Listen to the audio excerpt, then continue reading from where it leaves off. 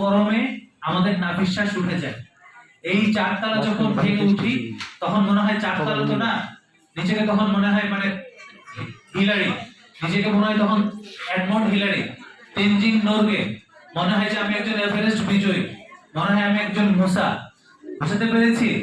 চারতলা তো ভাঙি না, মনে হয় যে এভারেস্টে উঠছি, আমাদের দিন শেষ। ঠিক যে মুহূর্তটায় এই দরজাটা খুলে তোমাদের সামনে আসলাম, ওই যে তোমরা একটা ঢা দিলে বেঁচে গেলাম। তোমাদের চেহারা, তোমাদের হাসি, তোমাদের এই প্রাণবন্ত উচ্ছ্বাস, তোমাদের উচ্ছলতা সবকিছু আমার জন্য টনিকের মতো কাজ করেছে। সবকিছু আমার জন্য সেই কবিতায় বলা ঘায়ের মতো কাজ করেছে, যে ঘাটা খেয়ে আমরা আপনারা বেঁচে আছি। তোমরা কি আমার কথা বুঝতে পেরেছো না বুঝো নাই? হাততালি দিব না?